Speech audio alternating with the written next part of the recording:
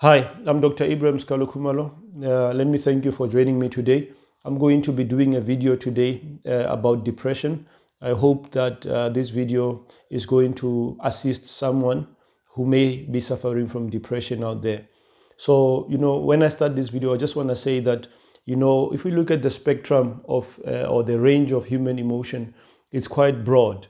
So, while today I'll be primarily talking about depression, it's worthwhile remembering that the complete spectrum of human emotion is quite broad. Even the intensity that through which or how we experience certain emotions is not the same. We may be depressed, all of us, but the degree or the intensity of depression will vary from one person to the other. Even within, the same person. Today you may be feeling slightly depressed, and then the next hour you may feel like you're about to give up. So there's always that varying intensity in terms of emotions. That's one thing that we also have to think about. But before I get to the topic of depression, let me start here. Everything in life begins as a thought. A thought is a very important thing. And I like to think of a thought this way. A thought can be, it is the one thing that triggers a certain, emotional or a certain psychological response. So, thoughts are very powerful things. If they are used positively, you can use them to achieve great things. If they are used negatively, similarly, you can use them, to your own detriment or to the detriment of the society at large.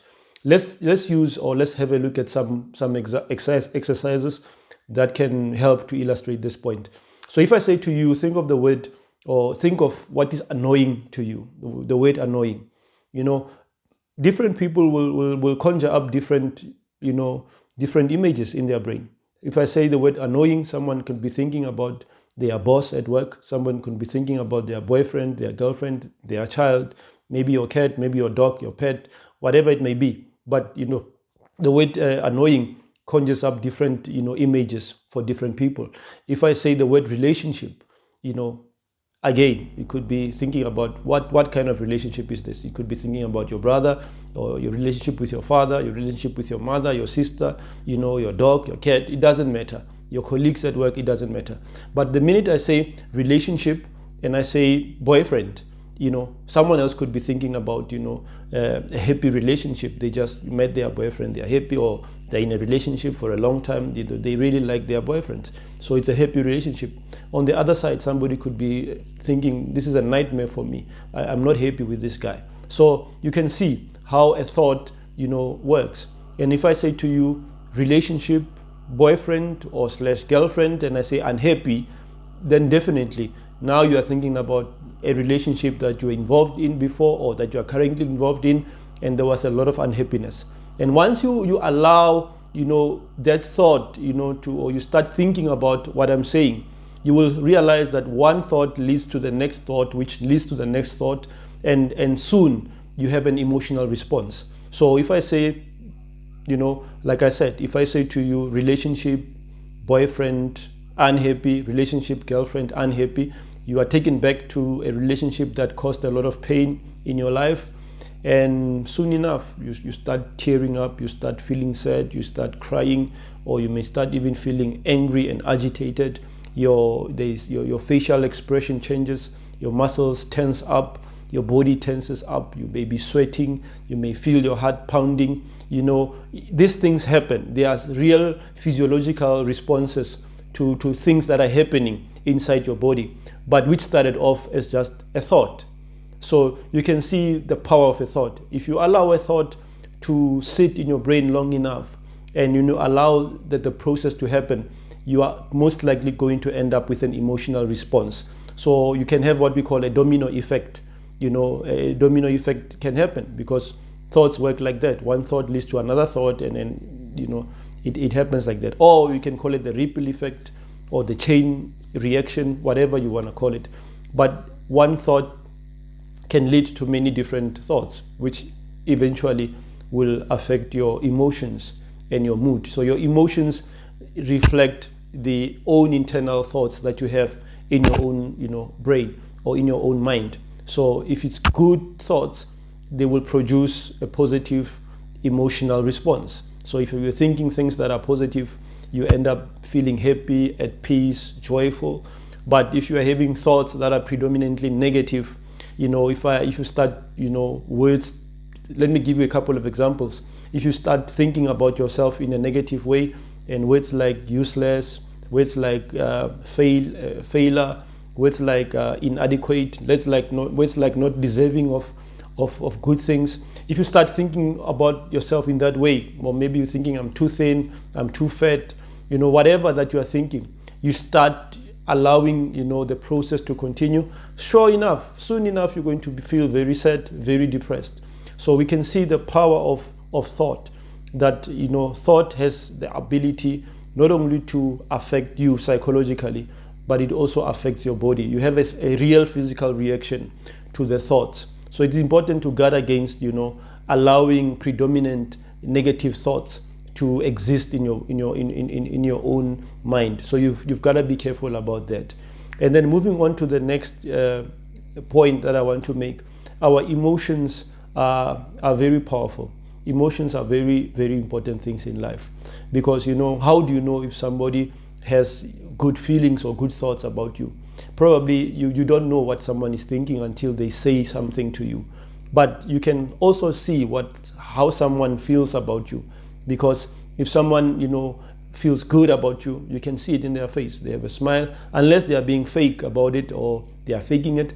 But if they don't have any reason to fake anything, so somebody, you can see how somebody thinks and the thoughts they have about you, because when they talk to you, you just feel love, you feel friendliness, you feel kindness, you are drawn to that person. So human beings interact with people not only by what we say, the words that we say, but human beings respond to feelings. They can see how you feel about them. They can see, they can read what you are truly thinking about them, because even though you may not say it with your words, but your body expression, which expresses your own internal realities, gives it away. So thoughts are very important, and they lead to serious emotions. The problem is that if you let your mind to dwell too much in negativity and is overwhelmed by negative thoughts, you are most likely going to become chronically in a negative state. So you may be sad for quite a long time, because your brain time and time again tends to go towards that area, and that's when it becomes sort of a clinical condition. It is when you are always thinking negative thoughts that most of the time you are now starting to become, you can't function like you would. You can't sleep, you can't go to work, you can't concentrate. Your ability to to do things that you used to do before, the things you used to love, to enjoy, you can't, you just can't participate in those things anymore. You become withdrawn, you don't eat as well, your appetite, you lose it. Some people, they eat more, you may be sleeping a lot less, or you may be sleeping over. Those are all physical reactions, or what we call symptoms, that display that there is a turmoil inside of a human being. So for you to be able to understand how to deal with depression, you need to understand these kind of things that I'm talking about, things that lead to depression. And those would be dark thoughts, and then after dark thoughts would be negative emotions. And if you allow negative emotions to continue for a long period of time, you will ultimately succumb to depression.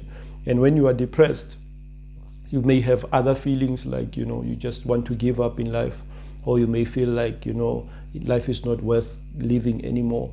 So it's very important in life to begin with the basics. The basics are: recognize when you have negative thoughts about yourself, and try and counter the negative thoughts that you may be having about yourself with positive thoughts. Because let's take this example. If I say to you, think of the word fun. What is fun to you? What do you enjoy? Different things will come to different people. Some people may enjoy going out with their friends to watch movies. Some people may enjoy listening to music. But as soon as I say the word fun, already you move now from being sad, now you start moving now to being happy.